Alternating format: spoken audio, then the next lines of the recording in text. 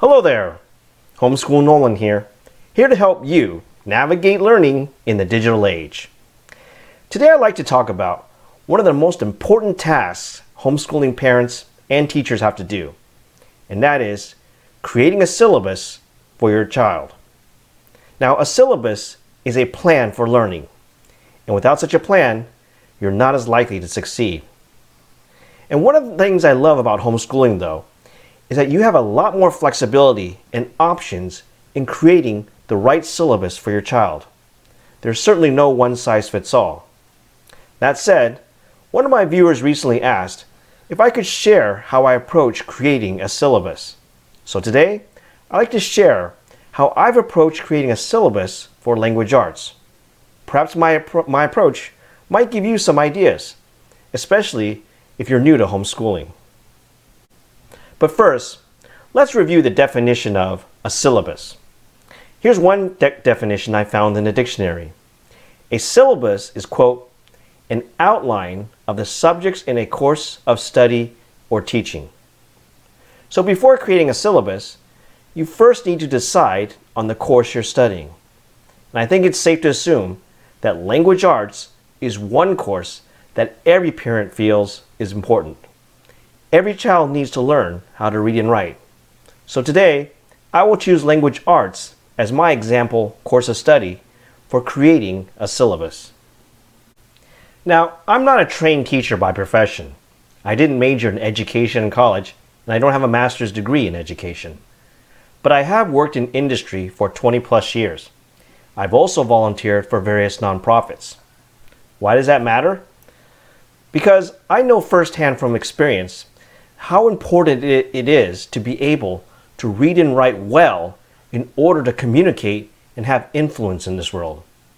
And speaking as a child of first-generation Chinese immigrants, I also know how important it is to be able to read, write, and speak with proper English grammar. So my first priority in creating a syllabus is that my child grows up learning proper English grammar. Now, I didn't know any good grammar books off the top when I started homeschooling. So for our grammar syllabus, my son and I at first simply went to the bookstore and we browsed the various grammar workbooks like this one. This one looked good enough. It covers basic grammar, punctuation, and vocabulary. It has sections on sentences, verbs, adverbs. It looked good enough. So I had my son go through the drills and exercises in books like these to learn grammar. But learning proper grammar is only one part of language arts. A solid language arts syllabus should also include reading good works of literature. Reading literature will not only build reading comprehension skills, it will also help your readers become better writers as well. Good works of literature with great stories can also teach enduring lessons on character and human nature. With that, one of the first books we included in our syllabus was Charlotte's Web, followed by C.S. Lewis's The Lion, the Witch, and the Wardrobe. Many of you parents probably read these books yourselves when you were growing up. If so, I think you may find a special joy in re-experiencing these stories with your own children. But how do you know if your syllabus is actually working, or if that your child is actually learning or gaining any skills? You do this by giving tests and exams, just like in regular schools. To test that my son really knew how to read and write, I asked him to read a book and then write a summary of what he learned from the book. That way, I could test both his reading comprehension and his ability to write at the same time. The books I used to test him with were from the Who HQ series, which I'd also been using to teach history. We started with Who was Martin Luther King Jr. I had him write a few pages on what MLK accomplished in his life.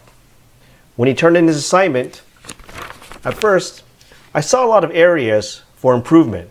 So with a red pen, I marked up his paper and then worked with him to rewrite the paper sentence by sentence with my suggested corrections. We did this again and again with other books. Eventually, I noticed I didn't mark up as much as before, and that his writing and grammar got a little better each time.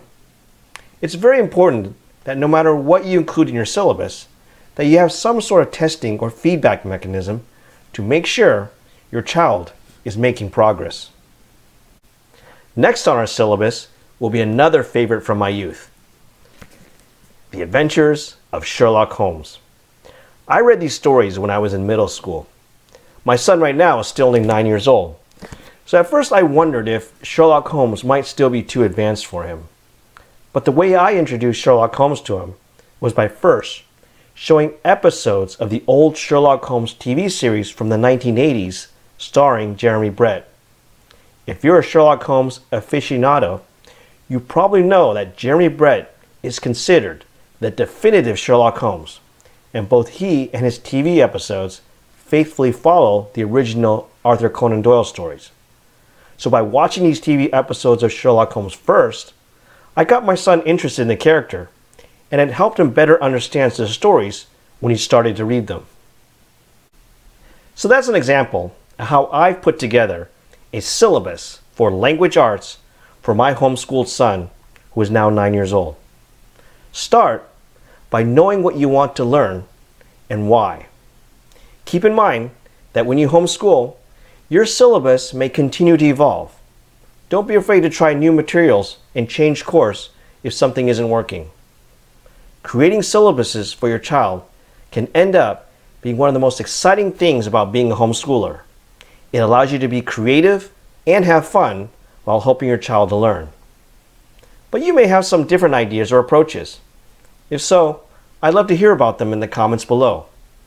With all the resources available to us in the digital age, there's probably no better time to take ownership of your child's education and create the best curriculum and syllabuses for them. Good luck and happy homeschooling. Thank you for watching. I'll see you next time.